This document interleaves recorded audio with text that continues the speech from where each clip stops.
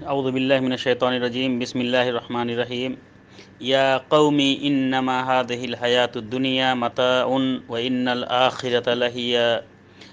الآخرۃ هی دار القرار۔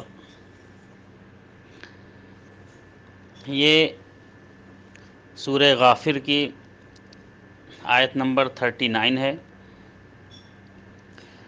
اور سورہ غافر کا ہی نام سورہ مومن بھی ہے، اور اسی کا نام سورہ حامیم ہے،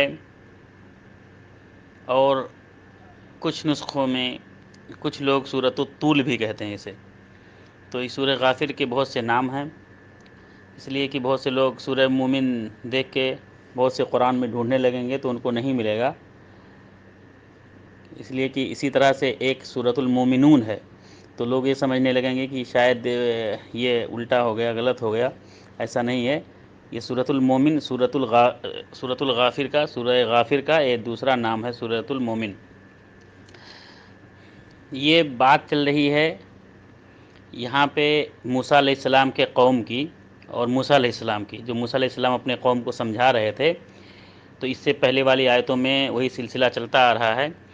یہاں پہ موسیٰ علیہ السلام اپنے قوم سے کہتے ہیں یا قومی، اے میرے قوم، انما ھذہ الحیاۃ الدنیا، تم دنیاوی زندگی کے پیچھے جو پڑے ہو، یہ حقیقت میں یہ دنیاوی زندگی متاع، ایک لالچ ہے، ایک متاع ہے، ایک چاہنے والی چیز ہے۔ وَإِنَّ الْآخِرَةَ هِيَ دَارُ الْقَرَارِ، اور آخرت، یقیناً آخرت ہی ہمیشہ باقی رہنے والا گھر ہے۔